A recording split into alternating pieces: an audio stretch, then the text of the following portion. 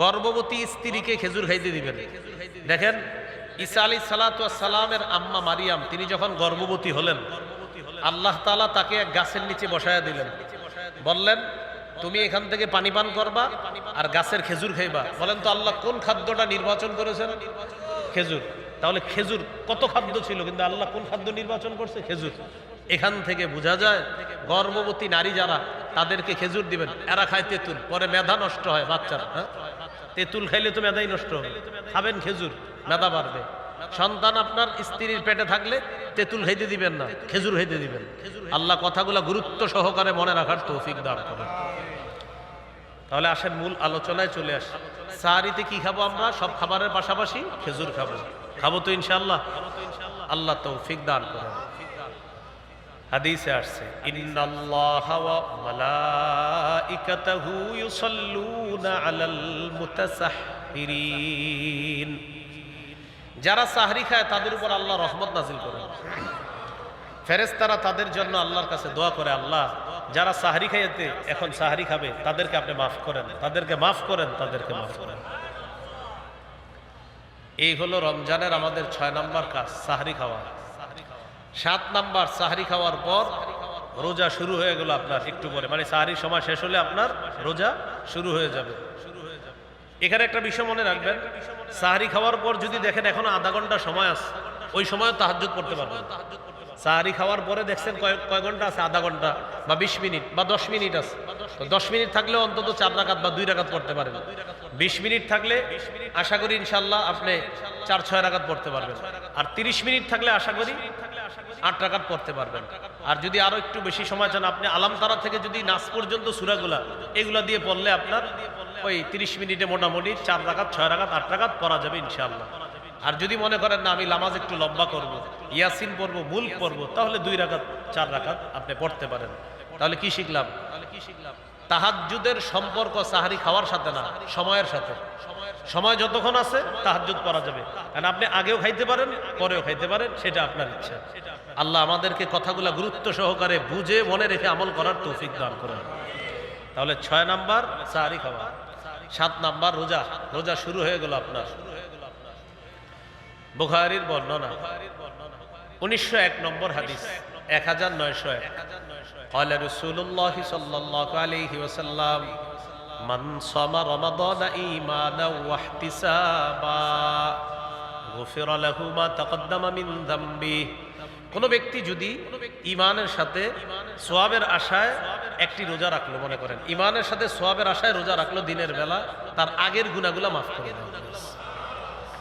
তিরমিজির 614 নম্বর হাদিস। قال رسول الله صلى الله عليه وسلم الصوم جنة حصينة। রোজা হলো জাহান্নাম থেকে বাঁচার জন্য মজবুত ঢাল। মজবুত ঢাল, জাহান্নাম থেকে বাঁচার জন্য মজবুত ঢাল হলো রোজা। মনে থাকবেন ইনশাআল্লাহ। ভাই আপনাদেরকে একটা কথা বলি, তিরমিজির 723 নম্বর হাদিসে আসছে, কেউ যদি ইচ্ছাকৃতভাবে একটা রোজা ভেঙে ফেলে, ইচ্ছাকৃতভাবে একটা রোজা রাখলো না, সে যদি সারা জীবনও রোজা রাখে ওই একটার মতো হবে না। যদিও কাফারা 60টা রোজা, কিন্তু আপনি রাখলেন 60টা মনে করেন, কিন্তু নবীজি বলেন এটা তো একটা নিয়ম, এটা নিয়ম করা হলো, একটা কাফারা, যে মোটামুটি তোমার একটা পানিশমেন্ট, এটা কাফারা, পানিশমেন্ট মানে এটা একটা তোমার কাফারা হয়ে গেল। কিন্তু একটা ব্যক্তি যদি একটা রোজা ইচ্ছাকৃতভাবে ভাঙে, সে না রাখে, সারা জীবনের রোজাও যদি সে রাখে, যুগের পর যুগ রোজা রাখবে, একটার ঘাটতি পূরণ হয় না। যদিও 60টা কাফারা আছে, কিন্তু কি একটা ঘাটতি পূরণ হওয়া সম্ভব না। এই জন্য রোজা কেউ ভাঙেন না, আল্লাহর রাস্তায় কেউ রোজা ভাঙবো না, বলেন ইনশাআল্লাহ। এই হলো 7 নাম্বার, রোজা রাখবো। 8 নাম্বার দান করা। সহিহ বুখারীর 6 নম্বর হাদিসের বর্ণনা, কানা রাসূলুল্লাহ সাল্লাল্লাহু আলাইহি ওয়াসাল্লাম আজওয়াদান নাস ওয়া কানা আজওয়াদা মা ইয়াকুনু ফি রমাদান হিনা ইয়ালকাহু জিবরিল। এই পৃথিবীতে যত মানুষ আছে সব মানুষের মধ্যে সর্বশ্রেষ্ঠ দানশীল ছিলেন মুহাম্মদ সাল্লাল্লাহু আলাইহি ওয়াসাল্লাম। রমজান মাসে নবীজির দান করাটা আরো বেড়ে যেত, এই জন্য আমরা দান করব। সূরা মুনাফিকুনের 10 নম্বর আয়াতে আল্লাহ বলেন, وأنفقوا مما رزقناكم من قبل أن يأتي أحدكم الموت আল্লাহ তাআলা বলেন তোমাদের কারো কাছে মৃত্যু আসার আগেই তোমরা আমার দেওয়া রিজিক থেকে খরচ করো। তোমাদের কাছে মৃত্যু আসার আগে আমার দেওয়া রিজিক থেকে তোমরা খরচ করো, দান করো। তাহলে রমজান মাসে ইনশাআল্লাহ দান করব, বলেন ইনশাআল্লাহ। এগুলো 8 নাম্বার। 9 নাম্বার করণীয়, বলেন নফল ইবাদত বেশি বেশি করব। বলেন ফরজ তো ছাড়ার প্রশ্নই আসে না, নফল ইবাদত বাড়িয়ে দিবে। তাহলে রমজান মাসে ফরজ তো ছাড়ার প্রশ্নই আসে না, নফল ইবাদত কি করব? বাড়িয়ে দিব। করব তো ইনশাআল্লাহ। আবু দাউদের 864 নম্বর হাদিস, এই হাদিসের মধ্যে আছে قال رسول الله صلى الله عليه وسلم إن أول ما يحاسب الناس به يوم القيامة من أعمالهم الصلاة কিয়ামতের ময়দানে, কিয়ামতের দিন মানুষের আমলের মধ্যে সর্বপ্রথম হিসাব হবে নামাজের। কিয়ামতের দিন মানুষের আমলের মধ্যে সর্বপ্রথম হিসাব হবে নামাজের। আর বান্দার হকের ক্ষেত্রে সর্বপ্রথম হিসাব হবে রক্তের। আমি ওনারে একটা ঘুষি মারছি, এটা বান্দার হক নষ্ট করা। আমি তার রক্তপাত ঘটাইছি, এটা বান্দার হক নষ্ট করা। আল্লাহর হকের ক্ষেত্রে সর্বপ্রথম হিসাব হবে নামাজের, আর বান্দার হকের ক্ষেত্রে সর্বপ্রথম হিসাব হবে রক্তের। ভাই, আল্লাহর হকের ক্ষেত্রে সর্বপ্রথম হিসাব হবে নামাজের, আর বান্দার হকের ক্ষেত্রে সর্বপ্রথম হিসাব হবে রক্তের। একজন আরেকজনের রক্তপাত ঘটাইছে অন্যায়ভাবে, এটার হিসাব হবে। তো যাই হোক, কিয়ামতের ময়দানে সর্বপ্রথম আমলের মধ্যে নামাজের হিসাব হবে। তো নামাজের হিসাব যখন হবে, ফাইন কানাত তাম্মা কুতিবাত লাহু তাম্মা, নামাজ যদি পরিপূর্ণ হয় তাহলে লেখা হবে পরিপূর্ণ। সুবহানাল্লাহ। নামাজ যদি পরিপূর্ণ হয় লেখাও হবে পরিপূর্ণ। ওয়া ইন কানা ইনতাকাসা মিনহা শাইআ, ফরজের মধ্যে যদি কিছু ঘাটতি হয়ে যায়, কিছু ত্রুটি হয়ে যায়, ফরজের মধ্যে কিছু ঘাটতি হয়ে যায়, ফরজ নামাজের মধ্যে আমাদের দ্বারা অসতর্কতা বশত কিছু অলসতা যদি হয়ে যায়, এই ফরজের ঘাটতি যদি হয়ে যায়, ইয়াকুলু রাব্বুনা তাবারাকা ওয়া তাআলা লিমালাইকাতিহি, আল্লাহ তাআলা ফেরেশতাদেরকে বলবেন উনজুরু ফি সালাতি আবদি, আল্লাহ ফেরেশতাদেরকে বলবেন আমার বান্দার নামাজগুলোর প্রতি একটু লক্ষ্য করো, দেখো তো আমার বান্দার নামাজের মধ্যে নফল ইবাদত কেমন আছে, এগুলো একটু দেখো। আতিম্মু ফরিদাতাহু মিন তাতাব্বুইহি, তার নফলের মাধ্যমে ফরজের ঘাটতি পূরণ করে দাও। তাহলে রমজান মাসে নফল ইবাদতের মাত্রা বাড়িয়ে দিব, বলেন ইনশাআল্লাহ। 10 নাম্বার করণীয়, ভালো কাজ যত বেশি করব। 10 নাম্বার, ভালো কাজ বেশি বেশি করব।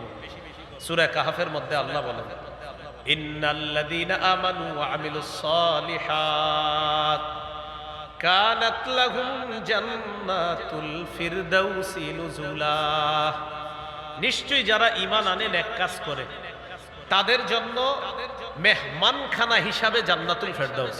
সুবহানাল্লাহ। ঈমান আনে নেক কাজ করে মেহমানখানা হিসাবে জান্নাতুল ফিরদাউস। সূরা কাহফের 110 নম্বর আয়াতে আল্লাহ বলেন ফামান কানা ইয়ারজু লিকা রাব্বিহি ফালইআমাল আমালান সালিহা, যে ব্যক্তি তার রবের সাক্ষাৎ কামনা করে সেজন্য নেক কাজ করে। ওয়ালা ইউশরিক বিইবাদাতি রাব্বিহি আহাদা, তার রবের ইবাদতে যেন কাউকে শরীক না করে। সূরা তাগাবুনের 9 নম্বর আয়াত, 28 পারা 16 নম্বর পৃষ্ঠা আল্লাহ বলেন ওয়া মান ইউমিন বিল্লাহ ওয়া ইয়ামাল সালিহা ইউকাফির আনহু সাইয়্যাতিহি ওয়া ইউদখিলহু জান্নাতিন তাজরি মিন তাহতিহাল আনহার খালিদিনা ফিহা আবাদা যালিকাল ফাউজুল আযীম। যারা আল্লাহকে বিশ্বাস করে নেক কাজ করে, আল্লাহ তার আগের সমস্ত গুনাহগুলো মিটিয়ে দিবে, মাফ করে দিবে, সব মাফ করে দিবে। তাকে এমন বাগান সমূহে প্রবেশ করাবেন যেই বাগানের পাদদেশ দিয়ে নহর সমূহ ঝর্ণা ধারা প্রবাহিত হবে, সেথায় তারা চিরকাল অবস্থান করবে। এটাই চূড়ান্ত সফলতা। তাহলে 10 নাম্বার ভালো কাজ বেশি করা। 11 নাম্বার বলেন বেশি বেশি দোয়া করা। কি করা? আমিও আপনাদের জন্য দোয়া করব, আপনারাও আমার জন্য করবেন। করব তো ইনশাল্লাহ? সবাই সবার জন্য করব ইনশাল্লাহ।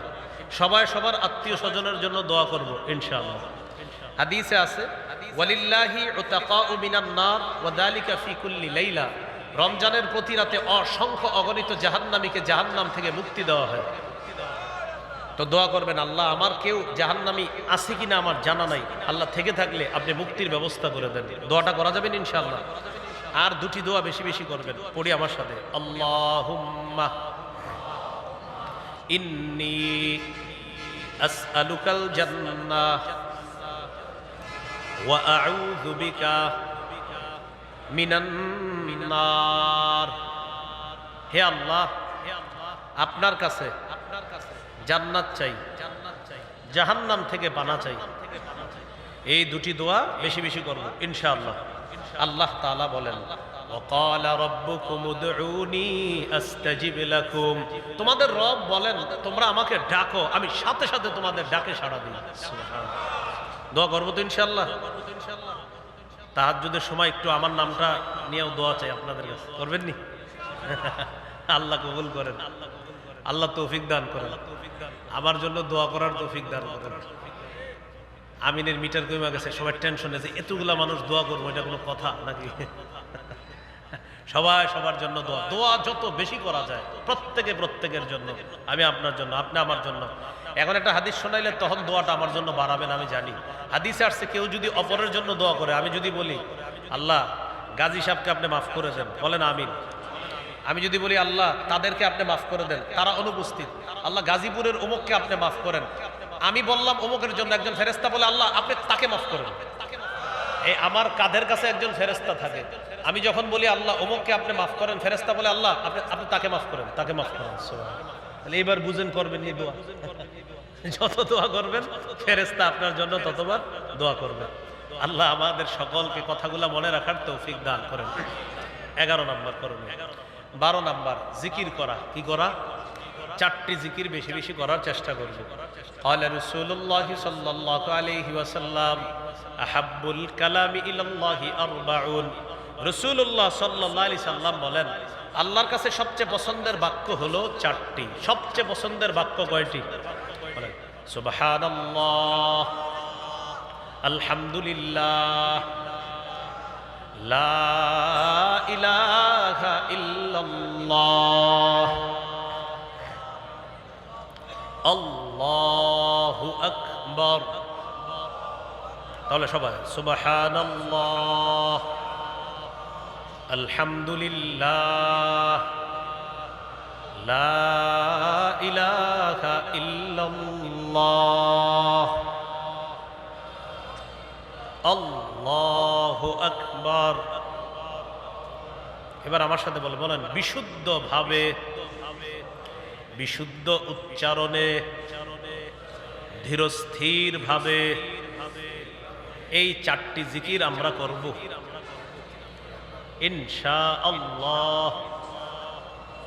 অশুদ্ধ অশুদ্ধ ভাবে, অশুদ্ধ উচ্চারণে, তাড়াতাড়ি। তাহলে বিশুদ্ধ ভাবে, বিশুদ্ধ উচ্চারণে আর ধীরস্থির ভাবে, তাড়াহুড়া করেন। আপনি সুবহানাল্লাহ 10 বার করেন আস্তে আস্তে। সুবহানাল্লাহ, সুবহানাল্লাহ, সুবহানাল্লাহ। রমজানের রাতে একা একা এইভাবে আস্তে আস্তে পড়েন, দেখবেন কি মজা লাগে, আল্লাহ মজা দিয়ে দেবেন ইনশাআল্লাহ। তাহলে 12 নাম্বার জিকির করা, করবো তো ইনশাআল্লাহ। 13 নাম্বার ইফতার করা। এই তো সারাদিন কাটাইলেন, রোজা শেষ করবেন, এখন 13 নাম্বার ইফতার করা। 14 নাম্বার ইফতার করানো। 13 নাম্বার ইফতার করা, 14 নাম্বার ইফতার করানো। আপনার প্রতিবেশী যদি ধনীও হয় তার জন্য মাঝে মাঝে ইফতার পাঠাবেন। গরিবদেরকে তো পাঠাবেনই, ধনী প্রতিবেশীকেও পাঠাবেন, রোজাদারকে ইফতার করানোর সওয়াব কামাই করার জন্য পাঠাবেন। তাহলে 13 ইফতার করা, 14 ইফতার করানো। 15 নাম্বার ইফতারের সময় দোয়া করা। তিরমিজির 3598 নম্বর হাদিসের বর্ণনা। ক্বালা রাসূলুল্লাহ সাল্লাল্লাহু আলাইহি ওয়াসাল্লাম সালাসাতুন লা তুরাদ্দু দাওয়াতুহুম তিন ব্যক্তির দোয়া ফেরত দেওয়া হয় না। এক নাম্বার আস-সাইমু হাত্তা ইফতিরা, রোজাদার যখন ইফতারের সময় দোয়া করে তার দোয়া ফেরত দেওয়া হয় না। দুই নাম্বার ওয়াল ইমামুল আদিল, ন্যায়পরায়ণ পুরুষ শাসকের দোয়া ফেরত দেওয়া হয় না। ন্যায়পরায়ণ পুরুষ শাসকের দোয়া ফেরত দেওয়া হয় না। তিন নাম্বার ওয়া দাওয়াতুল মাজলুম, মাজলুমের দোয়া ফেরত দেওয়া হয় না। তিন ব্যক্তির দোয়া ফেরত দেওয়া হয় না। রোজাদারের দোয়া, দুই নাম্বার ওই ব্যক্তির দোয়া যে ন্যায়পরায়ণ পুরুষ শাসকের দোয়া, তিন নাম্বার মাজলুমের দোয়া ফেরত দেওয়া হয় না। তাহলে আমরা সবাই সবার জন্য দোয়া করবো তো ইনশাআল্লাহ। দোয়ার নিয়ম হলো প্রথমে নিজের জন্য করবেন, এরপরে যারা আপনজন তাদের জন্য, এরপরে যারা আপন তাদের জন্য, এরপরে যারা তাদের জন্য, এরপর অন্যদের জন্য। আর মনে রাখবেন অনুপস্থিত যারা তাদের জন্য যতবার দোয়া করবেন ফেরেশতা আপনার জন্য ততবার দোয়া করবেন। আল্লাহ আমাদেরকে কথাগুলা মনে রাখার তৌফিক দান করেন। 16 নাম্বার ইতিকাফ করা, 17 নাম্বার লাইলাতুল কদর তালাশ করা। লাইলাতুল কদর বললাম 17 নম্বরে, আর 16 বললাম ইতিকাফ করা শেষ দশকে। যারা লাইলাতুল কদর পেতে চান সহজে, তাদের সহজ উপায় হলো ইতিকাফ করা। সহজ উপায় কি করা? ইতিকাফ করা। সহিহ বুখারীর বর্ণনা 2033 নম্বর হাদিস। এই হাদিসের মধ্যে আসছে রাসূলুল্লাহ সাল্লাল্লাহু আলাইহি সাল্লামের স্ত্রী আয়েশা সিদ্দিকা রাদিয়াল্লাহু তাআলা আনহা বলেন, কানা রাসূলুল্লাহ সাল্লাল্লাহু আলাইহি ওয়াসাল্লাম ইয়াতাকিফু ফিল আশরিল আওয়াখির মিন রমাদান। রাসূলুল্লাহ সাল্লাল্লাহু আলাইহি সাল্লাম রমজানের শেষ দশকে ইতিকাফ করতেন। আর ইতিকাফ করলে 17 নাম্বার লাইলাতুল কদরটা সহজে পেয়ে যাবেন। সূরা কদরের 3 নম্বর আয়াতে আল্লাহ বলেন, লাইলাতুল কদরি খায়রুম মিন আলফি শাহ, কদরের রাত্রি 1000 মাসের চাইতে উত্তম। 21, 23, 25, 27, 29 বেজুর রাত্রিগুলোতে লাইলাতুল কদর তালাশ করা। বুখারী একটা বর্ণনা, ইবনে আব্বাস রাদিয়াল্লাহু তাআলা আনহুমার বর্ণনা, তিনি 24তম রাতের কথাও বলছেন। কত? 24, 21, 23। ইবনে আব্বাসের একটা বর্ণনা আছে, উনি বুখারীর বর্ণনা, উনি বলছে কত? 24ও বলছে। তাহলে 21, 23, 24, 25, 27, 29 এই রাত্রিগুলোতে আমরা লাইলাতুল কদর তালাশ করব। বলেন ইনশাআল্লাহ। 18 নাম্বার সদকাতুল ফিতির আদায় করা। কি আদায় করা? সদকাতুল ফিতির আদায় করে দেওয়া।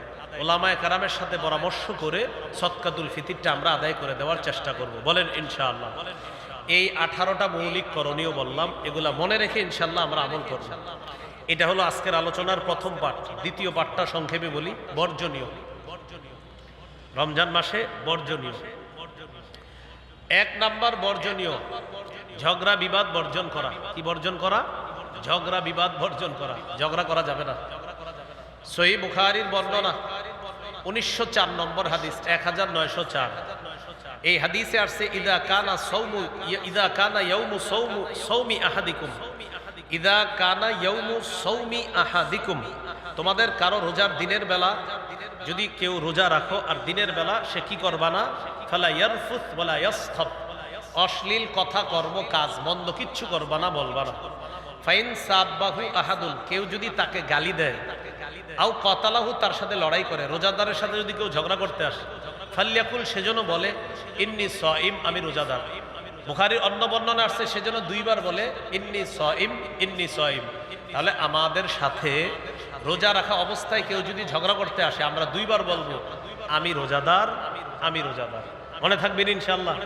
তাহলে ঝগড়া পরিহার করা, এটা 1 নাম্বার বর্জনীয়। 2 নাম্বার বর্জনীয় রমজানে অনর্থক কথাবার্তা বলা যাবে না। সহিহ বুখারীর 2477 নম্বর হাদিস, রাসূলুল্লাহ সাল্লাল্লাহু আলাইহি সাল্লাম বলেন, ইন্নাল্লাহা কারিহা লাকুম সালাসা, আল্লাহ তোমাদের জন্য 3টি বিষয় অপছন্দ করেছেন। বলেন তো আল্লাহ আমাদের জন্য কয়টি বিষয় অপছন্দ করেছেন? 1 নম্বর কিলা ওয়া কল, অনর্থক কথা। 2 নাম্বার ওয়া ইদাআতাল মাল, সম্পদ নষ্ট করা। 3 নাম্বার ওয়াকাসরাতাস সুআল, অনর্থক প্রশ্ন করা, খালি প্রশ্ন করে আজাইরা, বেশি প্রশ্ন, এগুলো আল্লাহ অপছন্দ করেছেন। তাহলে 1 নাম্বার অনর্থক কথা বলা যাবে না। 2 নাম্বার সম্পদ অপচয় করা যাবে না। 3 নাম্বার বেশি বেশি অনর্থক প্রশ্ন করা যাবে না। তো যাই হোক, হাদিস 1 নাম্বার জানলাম আপনার ঝগড়া পরিহার করা, 2 নাম্বার অনর্থক কাজকর্ম কথা পরিহার করা, 3 নাম্বার মিথ্যা পরিহার করা। ভাই কি পরিহার করা? সহিহ বুখারী 1903 নম্বর হাদিস 1903, এই হাদিসটি মন দিয়ে শুনেন। নবীজি বলেন, মান লাম ইয়াদা কাউলা যুর, যে ব্যক্তি মিথ্যা কথা ছাড়তে পারলো না, ওয়াল আমালা বিহি, যে ব্যক্তি মিথ্যা কথা ছাড়তে পারলো না, মিথ্যার উপর কাজ করা ছাড়তে পারলো না, ফালাইসা লিল্লাহি হাজাতুন ফি আইয়াদা তাআমা ওয়া শারাবা, সে খাবার না খাওয়াটা, পানি না খেয়ে রোজা রাখাটা, এতে আল্লাহ তাআলার কাছে তার কোনো গুরুত্ব নাই। সে যে সারাদিন না খেয়ে রোজা রাখতেছে, সে না খেয়ে রোজা রাখতেছে, তার এই না খাওয়াটা আল্লাহর কাছে তেমন গুরুত্ব নাই, কারণ সে মিথ্যা ছাড়তে পারে নাই। এই জন্য ভাই মিথ্যা কথা ছেড়ে দেওয়া। আপনি মিথ্যা ছাড়তে পারেন নাই আর রোজা রাখলেন, তো বলতেছে নবীজি তুমি খাইলা না, পান করলা না, তোমার এই না খাওয়া না আর না পান করা এটা কোনো গুরুত্ব রাখে না আল্লাহর কাছে, কারণ তুমি মিথ্যা কথা ছাড়তে পারো নাই। বলেন আমার সাথে, মিথ্যা কথা সমস্ত পাপের মা। বলেন তো সবাই, সমস্ত পাপের আম্মার নাম কি? মিথ্যা কথা। তাহলে 3 নাম্বার মিথ্যা পরিহার করা। 4 নাম্বার গীবত পরিহার করা। কি পরিহার করা? গীবত। আমাদের বিভিন্ন পার্সোনাল মজলিসগুলা ঘি ভাত দিয়ে শুরু হয়, হইতে হইতে এটা গীবতে চলে যায়। শুরু হয় ঘি ভাত দিয়ে, ঘি আর ভাত তো ভালো জিনিস, আস্তে আস্তে এটা চলে যায় গীবতের দিকে। শুরু হয় ঘি ভাত দিয়ে, শেষ হয় গীবতের দিক দিয়ে। এই জন্য অনেকে আমার উপর মাঝে মাঝে কষ্ট পায়, বিভিন্ন জায়গায় বসি না দেখে। আমি আমার নিজের আত্মরক্ষা করার জন্য আমি অনেক জায়গায় বসি না, আমার দ্বারাই মনে হয় গীবত শুরু হয়ে যাবে, কারণ শুরু হবে ঘিবাত দিয়ে, শেষ হবে গীবত দিয়ে। এই জন্য আল্লাহর রাস্তায় আমি কোথাও বসি না, বসার জন্য কোথাও কেউ রিকোয়েস্ট করেন না, আমি খুশি হই। তো বলছিলাম 4 নাম্বার গীবত পরিহার করা। গীবত কি করা? পরিহার করা। এই যে 4টা কথা বললাম, ঝগড়া কি দিয়ে হয়? বলেন, ঝগড়া কি দিয়ে হয়? আচ্ছা, অনর্থক কথা কি দিয়ে হয়? মিথ্যা কথা কি দিয়ে হয়? গীবত কি দিয়ে হয়? মাশাআল্লাহ। তিরমিজি 2616 নম্বর হাদিস, নবী বলেন, হাল ইয়াকুব্বুন নাস ফিন্নারি আলা ওয়ুজুহিহিম আও আলা মানাখিরিহিম ইল্লা হাসাইদু আলসিনাতিহিম, বেশিরভাগ মানুষ জাহান্নামে যাবে শুধু জিহ্বার অপরাধের কারণে, মাথাটা নিচে আর পাগুলা উপরের দিকে দিয়ে ধাক্কাইতে ধাক্কাইতে জাহান্নামে ফেলা হবে শুধু জিহ্বার অপরাধের কারণে। তিরমিজির 2410 নম্বর হাদিসের বর্ণনা, নবীজির সাহাবী সুফিয়ান রাদিয়াল্লাহু তাআলা নবীকে প্রশ্ন করলেন, মা আখওয়াফু মা তাখাফু আলাইয়া, হুজুর আমার ব্যাপারে সবচেয়ে বিপজ্জনক বিষয় কোনটা মনে করেন? নবীজি নিজের জিহ্বা মুবারক ধরে বললেন, হাযা, এটা এটা। এবার আপনারা দেখাবেন সবাই, বলেন তো আমাদের বিপজ্জনক অঙ্গ কোনটা? জিহ্বা। এবার আমার সাথে বলেন, ঝগড়া হয় কি দিয়ে? মিথ্যা হয় কি দিয়ে? অনর্থক কথা হয় কি দিয়ে? গীবত হয় কি দিয়ে? মানুষ বেশিরভাগ জাহান্নামে যায় কোন অঙ্গের কারণে? তাহলে জিহ্বা আজকে থেকে নিয়ন্ত্রণ করা। তাহলে বলেন এই রমজানে, বলেন খানা থেকে জিহ্বাকে বিরত রাখার পাশাপাশি কথা থেকেও বিরত রাখা, অর্থাৎ অনর্থক কথা, মিথ্যা কথা, গীবত, এগুলা থেকেও কি রাখবো? বিরত থাকবো ইনশাআল্লাহ। হ্যাঁ, আল্লাহ তৌফিক দান করেন। 5 নাম্বার বর্জনীয় লৌকিকতা বর্জন করা। আমি সব করব একমাত্র কার জন্য? আল্লাহর জন্য। আল্লাহ রোজার পুরস্কার দিবে, নিজে আল্লাহ দিবে না। আল্লাহ বলেছেন, ইল্লা সিয়াম ফাইন্নাহু লি ওয়া আনা আজজি বিহি, রোজা ছাড়া অন্যান্যগুলার সওয়াব লেখা হয়ে যায়, রোজার প্রতিদানটা আমি দিই, কারণ রোজা বান্দা আমার জন্য রাখে। 6 নাম্বার অপচয় করব না আমরা। কি করব না ভাই? অপচয় করা থেকে আমরা বেঁচে থাকব। এই 6টা হলো বর্জনীয়। 18টা করণীয় বললাম, এটা কিন্তু মৌলিক কথা, আপনাদের মসজিদের খতিব সাহেবরা আরো বলবেন। তাহলে মৌলিক 18টা করণীয়, 6টা বর্জনীয় বললাম, 18 আর 6 24টা। আজকে এ পর্যন্তই। আল্লাহ আমাদের সকলকে যে কথাগুলো শুনলাম বললাম আমরা সবাই যেন আমল করতে পারি, আল্লাহ তৌফিক দান করেন।